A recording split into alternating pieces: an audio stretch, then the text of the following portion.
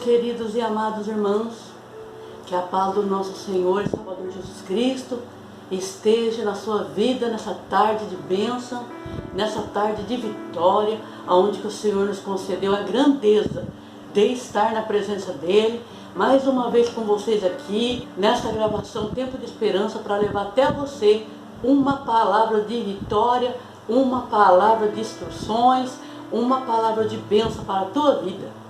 E é com muita alegria que eu, Abigail Xavier, estou aqui para trazer para você a gloriosa e preciosa palavra de Deus. Vamos falar hoje sobre reconstrução. E aqui, diante da palavra de Deus, nós queremos estar falando aqui algumas coisas resumidas para você sobre Neemias. Eu acredito que a maioria dos leitores da palavra de Deus, eles conhecem a história de Neemias, um homem que estava vivendo o melhor momento da vida dele. Ele estava ali como copeiro do rei, servindo o rei, e com certeza era um homem que era muito querido pelo rei, um homem de muita confiança e que tinha um cargo de confiança na presença do rei. E na verdade Neemias estava com a vida resolvida, né? Mas, porém, a palavra fala que quando chegou uma má notícia para ele, ele ficou incomodado. E a partir do momento que ele recebeu essa má notícia, ele tomou um posicionamento para estar buscando a Deus, uma orientação vinda da parte de Deus. Anani, um dos meus irmãos, veio de Judá com alguns outros homens, e eu lhe perguntei acerca dos judeus que restaram, os sobreviventes do cativeiro, e também sobre Jerusalém. E eles me responderam: aqueles que sobreviveram ao cativeiro e estão lá na província passam por grande sofrimento, humilhação. O muro de Jerusalém foi derrubado e suas portas foram destruídas pelo fogo. Então, queridos, aqui há um relato que Anani, o irmão de Neemias, eles foram no local onde que Neemias estavam, relatando uma má notícia. A notícia era que a cidade onde Neemias residia, aonde que os pais estavam enterrados, e por que não dizer aonde tinha tido ali uns parentes dele ainda que sobreviveram ao cativeiro, eles estavam ali num momento muito difícil de humilhação, né, e de grande sofrimento. Aí Neemias, ouvindo isso, ele tomou um posicionamento. Ele ouviu um relato ali do irmão dele. Então, ele tomou um posicionamento em relação a isso. Ele chorou, ele lamentou, ele jejuou e orou ao Deus dos céus. Por quê? Porque naquele momento, queridos, Neemias, ele recebeu essa má notícia, e essa notícia ele sabia que ele, por ele mesmo, ele não ia conseguir dar conta. Porque existe coisas na nossa vida, queridos, que mesmo que nós recebemos uma má notícia, tem algumas coisas que nós podemos fazer, né? Mas tem outras que só cabe a Deus fazer. E essa notícia que Neemias ele teve era uma notícia que não dava para ele fazer nada no momento. O que eu aprendo com essa parte? Nós não devemos ser precipitados quando recebemos má notícias. Porque algumas vezes nós recebemos algumas má notícias e nós queremos tomar um posicionamento. Esse posicionamento que nós tomamos é sem consultar Deus, para ouvir a orientação de Deus. E nestes momentos nós deixamos a emoção tomar conta do nosso coração. E as emoções, muitas das vezes, elas nos atrapalham na nossa caminhada cristã. Então, queridos, aqui fala, né, que os muros de Jerusalém foi derrubada, as suas portas estavam queimadas, né? E ele precisava de uma orientação de Deus. E ele foi buscar na fonte certa. Ele foi ali na fonte certa, que era Deus. Então ele foi, ele orou, chorou, jejuou, clamou. E sabe uma coisa mais importante que eu vi aqui que ele fez, mais do que isso daí tudo? Ele aqui, no capítulo 1 e o versículo 6 ao 6, a parte B do versículo, que fala assim, ó: confesso os pecados que nós, os israelitas, temos cometido contra ti. Sim, eu e o meu povo temos cometido pecado. Agimos de forma corrupta, vergonhosa contra ti. Não temos obedecido aos mandamentos, aos decretos e às leis que deste ao teu servo Moisés. Lembra-te agora do que disseste a Moisés, teu servo. Se vocês forem infiéis, eu os espalharei entre as nações. Mas se voltarem para mim, obedecerem os meus mandamentos e os puserem em prática, mesmo que vocês estejam espalhados pelos lugares mais distantes debaixo do céu, e de lá eu os reunirei e os trarei para o lugar que escolhi para estabelecer o meu nome. Estes são os teus servos, o teu povo. Tu o resgataste com o teu grande poder e com o teu braço forte. Senhor, que os teus ouvidos estejam atentos à oração deste teu servo e à oração dos teus servos, que tem prazer em temer o teu nome. Faze-o com que hoje este teu servo seja bem-sucedido, concedendo-lhe a benevolência deste homem. Queridos, olha só, que coisa muito mais importante aqui que eu trago para vocês. Ele foi orar. Nesta oração que ele fez aqui, ele fez uma oração de pedido de perdão a Deus. Ou seja, ele foi diante de Deus arrependido e pedindo para Deus: Senhor, eu sei que eu sou pecador, eu sei que a nação de Israel também pecou contra ti e não obedeceu os mandamentos que o Senhor deste ao teu servo Moisés. E que nós aqui entramos aqui em desobediência diante do Senhor, não respeitamos o Senhor, não obedecemos os teus mandamentos e não praticamos. Então aqui ele reconheceu o pecado dele e do povo de Israel. Aqui neste momento aqui, Neemias estava trazendo diante do Senhor o arrependimento dele e da nação de Israel, né? E ali ele admitiu que o povo de Israel era corrupto, que o povo de Israel estava ali envergonhando, né, o nome de Deus. Por quê? Não estava respeitando a Deus. Então, queridos, olha só, Neemias aqui ele ensina a nós a estar recorrendo diante de Deus, chorando, né, jejuando, e ele nos ensina a estar diante do Senhor também, orando, reconhecendo os pecados, reconhecendo as nossas falhas, reconhecendo que nós somos pecadores e falhos diante do Senhor. E hoje em dia, queridos, é incrível como nas nossas religiões nós começamos a estar querendo que Deus faça algo na nossa vida, antes de rasgar nosso coração na presença de Deus, antes de estarmos jejuando na presença de Deus, antes de estar reconhecendo nossos pecados diante de Deus. Nós queremos que Deus faça uma mágica lá e transforma tudo em bênção, né? Basta apenas profetizar, pronto, acabou. Já está tudo pronto.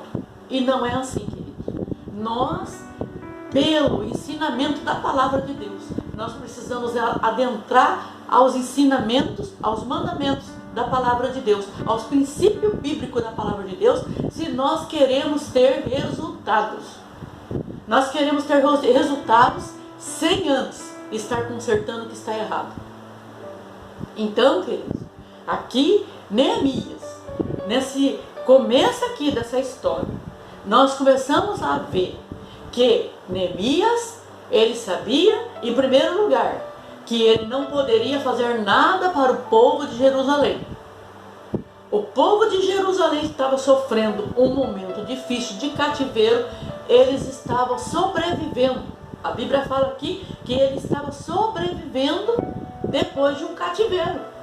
E que Jerusalém estava totalmente destruída, as portas queimadas, estava totalmente destruída, arruinada, estavam todos em desolações, estavam todos ali em grandes sofrimentos e humilhações. Aí, queridos, eu faço aqui uma pergunta para você que está aí me assistindo. O que você tem feito diante de uma má notícia? Você tem entrado em desespero? Você tem tomado algumas atitudes que não devem ser tomadas no momento, antes da orientação de Deus? Você tem estado diante de Deus, confessando os seus pecados, confessando as suas falhas, reconhecendo que somos pó, reconhecendo que somos nada, reconhecendo que somente Deus, Ele tem o poder soberano de estar mudando a situação da nossa vida? O que você tem enfrentado diante da tua caminhada cristã? Como que está a sua vida em relação ao seu coração? Como está a sua vida diante do altar de Deus? Como você está se comportando diante das situações adversas que está acontecendo com você ou até mesmo com um da sua família? Esta é a pergunta que eu te faço no momento. Você está levando diante de Deus essa causa? Você está orando? Você está jejuando? Você está sofrendo dentro do teu coração sobre essa causa? Colocando diante de Deus, de joelhos, diante do altar de Deus, essa causa que você está vivendo no momento? Ou você está tomando decisões e mais decisões precipitadas, sem antes estar buscando na fonte certa, que é Deus, que é o Senhor?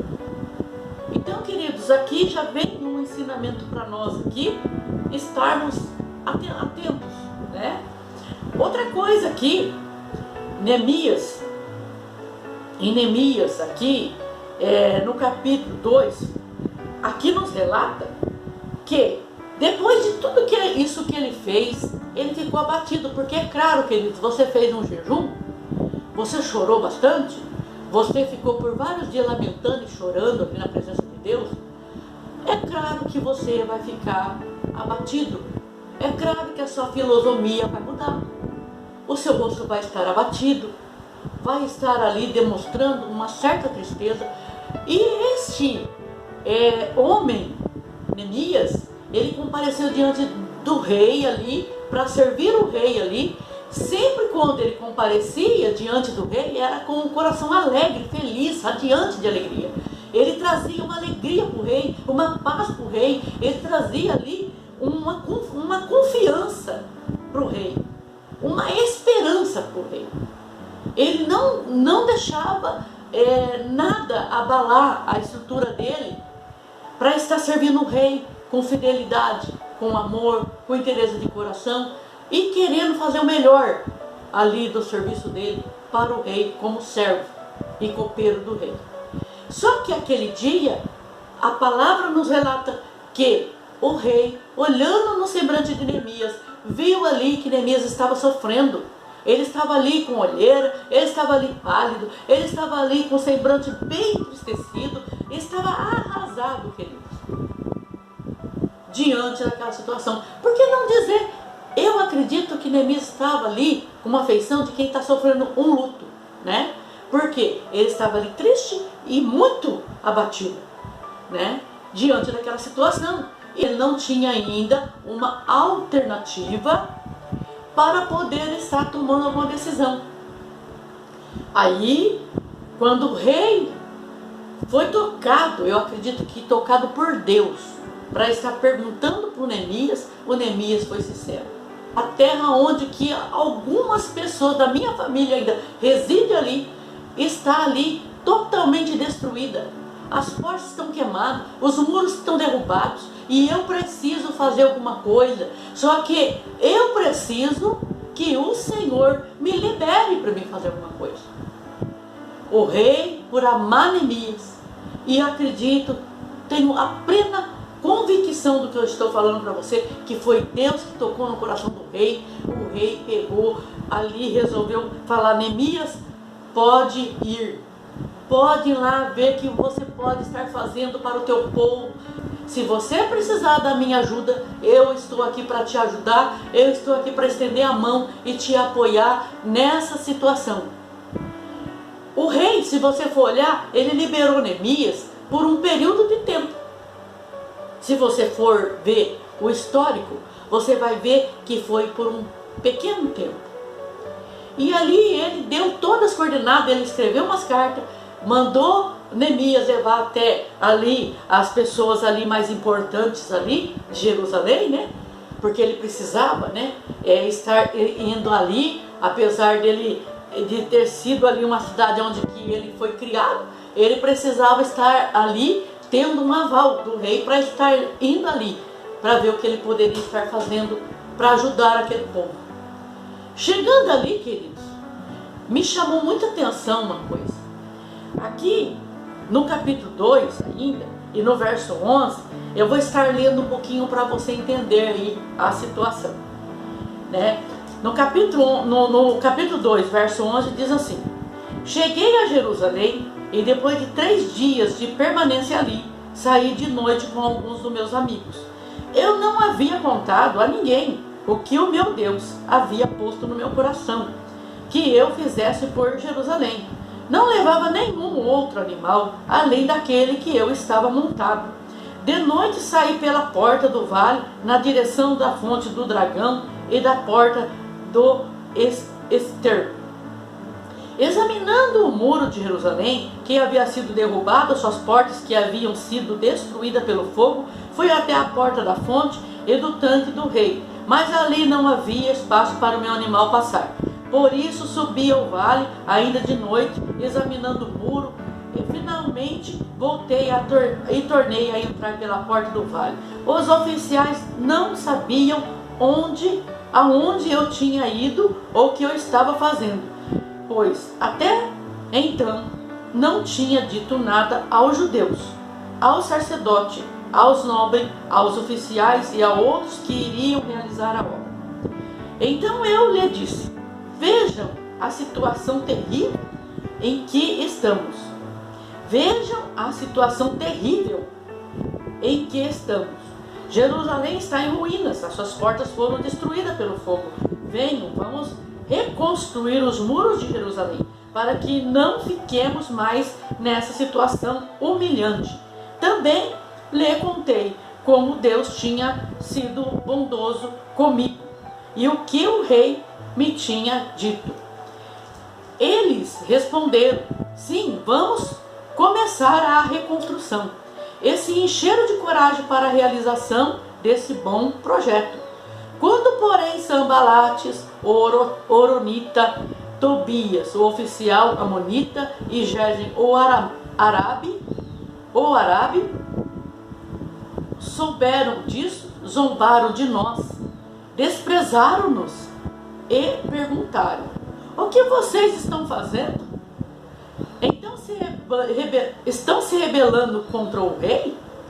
Eu lhe respondi: o Deus dos céus fará que sejamos bem-sucedidos.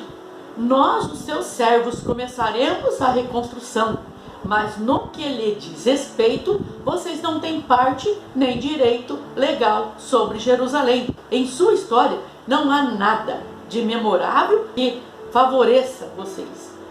Então, queridos, aqui, o Neemias, ele saiu durante a noite, foi dar uma vistoria ali, não somente ele, como se você viu aqui o relato, que foi alguns amigos com ele, né? Chegando ali, ele foi dar uma olhada em todas as partes de Jerusalém, querido, em todas as partes, não ficou nada sem ele olhar, para ver o que ele poderia estar fazendo. Ele não começou do nada a obra, de repente, ó, eu cheguei aqui em Jerusalém, tudo que eu vi foi os muros derrubados e as portas queimadas. Então agora eu vou começar aqui a falar com o povo aqui, reconstruir Jerusalém. Não, queridos, ele foi com cautela, ele foi ali ver os pontos que ele poderia estar começando a obra. Ele foi ver o ponto ali que estava, a que ponto estava destruído, a que ponto que estava precisando ali de um reparo em todas as áreas. Não era só de uma área, era várias áreas.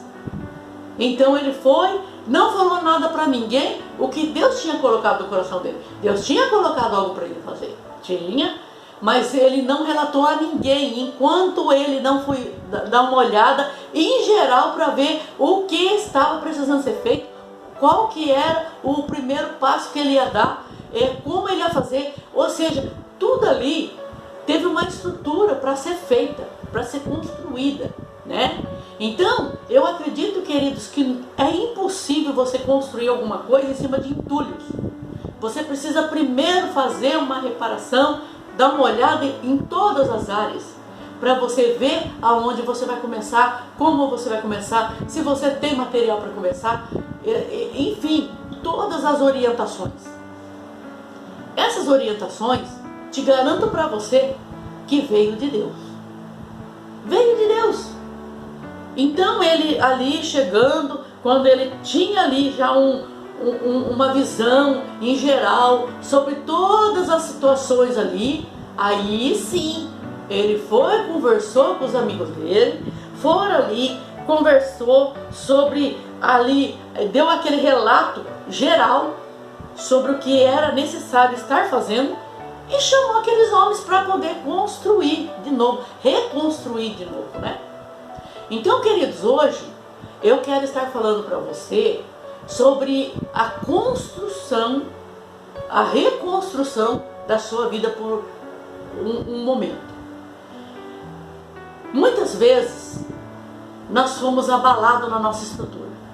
Jerusalém foi abalado pela estrutura. Aqui fala de um povo que foi cativo, ele foi para o cativeiro. Ali eles ficaram durante 70 anos no cativeiro de Babilônia.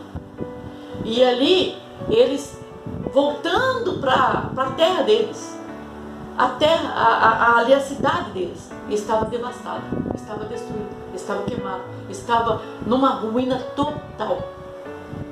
E muitas vezes, queridos, quando nós vamos para o cativeiro, em algum momento nós vamos para o cativeiro. Algumas vezes é o cativeiro da enfermidade, algumas vezes é o cativeiro da mágoa, o cativeiro do ressentimento, o cativeiro das coisas do passado que ainda faz parte da nossa vida e que nós precisamos estar aqui dando uma olhada por inteiro. Então, queridos, tem uma passagem bíblica em Apocalipse que fala assim: lembra-te da onde caíste, né? Ou seja, dá uma análise da onde que você caiu.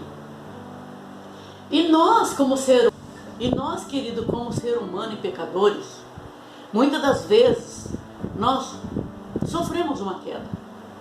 E nessa queda que nós sofremos, nós começamos a guardar dentro dos nossos corações a amargura, guardar dentro dos nossos corações a ira, guardar dentro dos nossos corações o ressentimento, o ódio, o desejo de vingança, o desejo de estar fazendo justiça com aquilo que nos fizeram.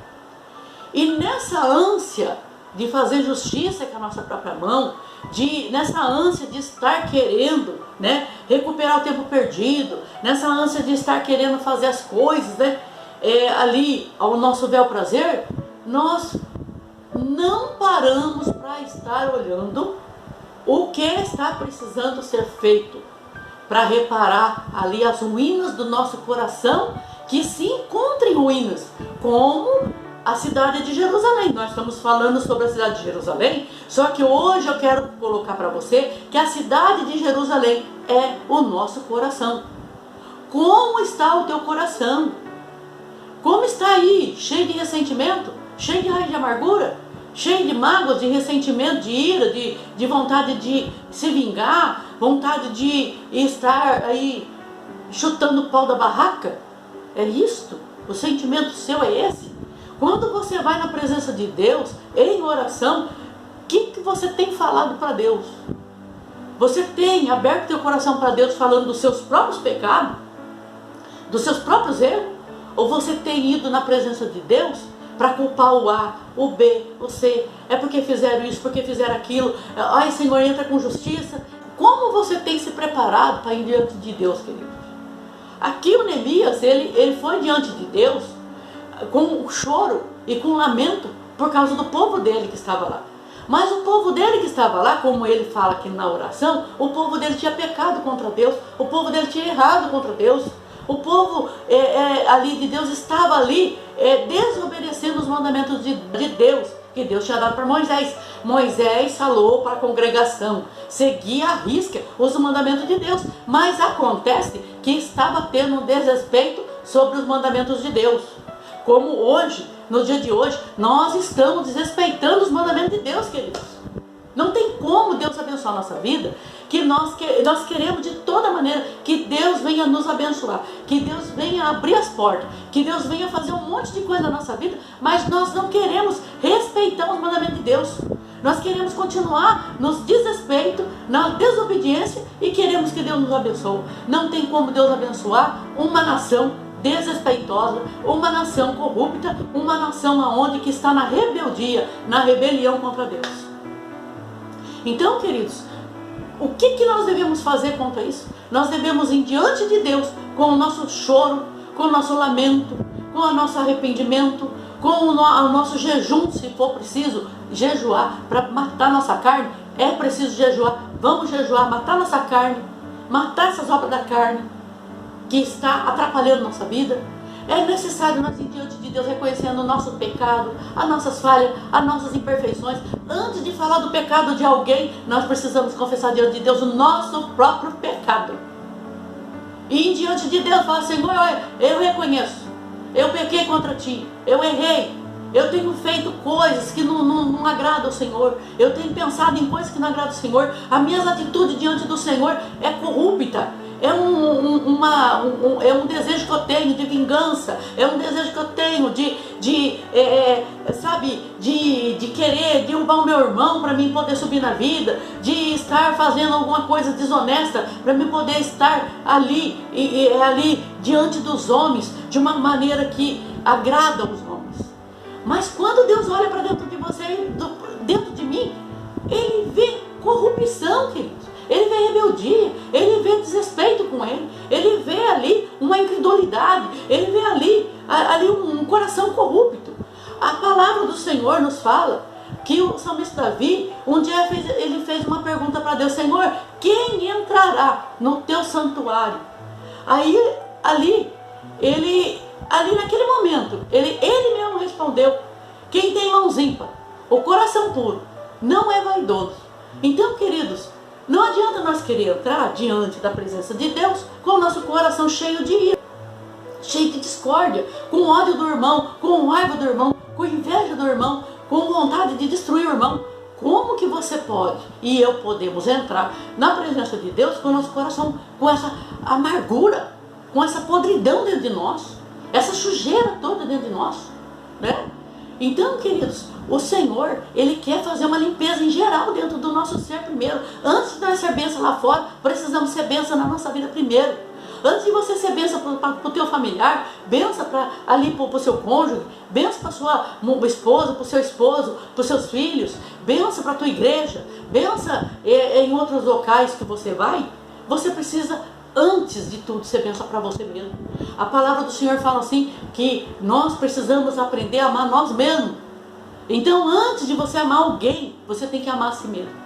E se você amar a si mesmo, você não vai acarretar dentro do seu coração uma raiz de amargura. Entende uma coisa, nós não podemos ir diante de Deus com o nosso coração impuro e orando em torno de todas essas coisas sem antes limpar o nosso coração. Então, queridos, quando nós chegamos diante de Deus, Ele fala, limpai o vosso coração, lamentai e chorai. Converter o vosso riso em pranto e a vossa alegria em tristeza. Humilhai-vos diante da mão potente do Senhor, para que em tempo te exalte. Então, antes de todas as coisas, nós precisamos reconstruir nosso muro. O nosso muro que está totalmente devastado, totalmente arruinado. Olha só a diferença que tem entre o rio com águas correntes e uma lagoa. Eu sempre falo, uma lagoa, ela acumula água parada. Por ela estar parada, ela vai acumular sujeira, bactéria, um monte de coisa que não presta. Assim é o nosso coração quando nós estamos cheios de ressentimento, cheios de amargura. É assim nosso coração, como uma lagoa de água podre, água parada, água cheia de bactérias, que não vai servir para nada. Quando nós estamos com o nosso coração como rios, com correnteza, quando vem a água, essa água vai batendo ali, limpando, levando as tranqueiras tudo embora. E essa água, hoje, significa o Espírito Santo. Ele vem, sabe aquela cachoeira? Aquela cachoeira que vem assim bem forte. E ela, quando deságua ali, ela vai, jogando a sujeira, até se tornar aquela água limpa, aquela água que fica gostoso de se beber. Então, assim é o nosso coração, querido. Se você está na presença do Senhor, com o teu coração amargurado, com o teu coração cheio de ira, de discórdia e de ressentimento e ódio, vontade de vingança, e você pode cantar, você pode pregar, você pode evangelizar, você pode fazer o que você quiser. Uma hora ou outra, pode demorar muito tempo, mas uma hora ou outra você vai voltar lá atrás para poder consertar as coisas que estão erradas. Lembra-te da onde caíste. Pratique as primeiras obras. Volte ao primeiro amor. Volte às primeiras obras. Então lá atrás, você precisa lembrar o que foi feito lá atrás. É necessário voltar lá atrás para lembrar. Olha, a palavra do Senhor fala sobre o Jacó, por exemplo. Jacó, quando ele usurpou o lugar do irmão dele, e ele teve que fugir. Ele fugiu sim, durante 20 anos, queridos. Ele viveu como um fugitivo. E ele teve que voltar lá atrás para fazer as pazes com o irmão dele lá atrás. Queridos, não adianta nada você querer prejudicar alguém e querer fazer a injustiça com alguém e querer sobressair bem aí nas situações. Não adianta. Você vai ter que voltar lá atrás e reconciliar. Você vai ter que voltar lá atrás e reconhecer que você falhou, que você errou, que você usurpou, que você não fez nada correto. Assim, Neemias aqui, ele começou a trazer a memória lá nos tempos antigos. E falou assim: Senhor, olha, o povo teu errou contra ti, o teu povo pecou, o teu povo falhou contigo, o teu povo não respeitou a tua lei, os teus mandamentos, eles erraram. Mas eu estou aqui diante do teu altar, estou rasgando meu coração aqui e confessando o meu pecado e o pecado do teu povo. Queridos, até que ponto nós queremos fazer a obra de Deus? Muitas vezes nós queremos reparar os muros, nós queremos construir os muros em cima de entulhos.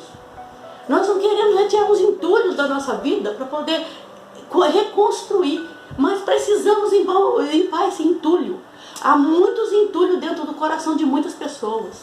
Há muito entulho, muitas das vezes, por que não dizer, em meu coração. Hoje Deus, Ele tem tratado comigo de uma forma grandiosíssima. E muitos entulhos eu já tirei do meu coração, mas existe alguns entulhos ainda para mim retirar do meu coração. Então muitas das vezes eu tenho falado: Senhor, eu quero fazer a tua obra. Senhor, eu quero evangelizar. Senhor, eu quero pregar a tua palavra. Senhor, eu quero fazer a tua vontade. Mas a primeira vontade que Deus Ele quer de nós é que nós retiramos o entulho do nosso coração, queridos. Como você quer fazer a obra de Deus com entulho dentro do seu coração? Como você quer fazer a obra de Deus aí, guardando ressentimento, mágoa, inveja, a ira, a discórdia, aquelas obras da carne que está atrapalhando a tua vida, que você ainda não foi liberto delas ainda? Você quer libertar as pessoas do cativeiro, mas você não foi liberto ainda. Você tem muitas coisas dentro do seu coração aí que está acumulando sujeira. E você não está vendo. E você está querendo trabalhar. Você está querendo ali fazer um monte de coisa para Deus. Mas você ainda não limpou o entulho. E anda, queridos, eu trabalhar no coração de muitas pessoas. Eu pregar, eu falar, eu aconselhar, eu orar, eu fazer um monte de prodígio e maravilha, ser conhecido como uma pessoa que tem até o dom de cura, o dom de fazer milagre e prodígio e maravilha, e dentro de mim está uma podridão só. Eu não consegui ainda me libertar de muitas cadeias que me prendem, de muitas cadeias ainda que está me mantendo em cativeiro. O Senhor quer te libertar nessa tarde. O Senhor quer te dar um novo ânimo para você tirar todos os entulhos que está atrapalhando a tua vida com Deus. Tem entulhos que é você mesmo que vai tirar. Não é o Espírito Santo, não é Deus. É você mesmo que vai tirar. Tem entulhos, querido, que é você. A decisão, por exemplo, de perdoar, é você que vai ter que tomar a decisão de perdoar. É você que vai ter que tomar a decisão de ir até essa pessoa para você confessar que você prejudicou ela, que você ali agiu de má fé com ela e que você precisa hoje do perdão dela.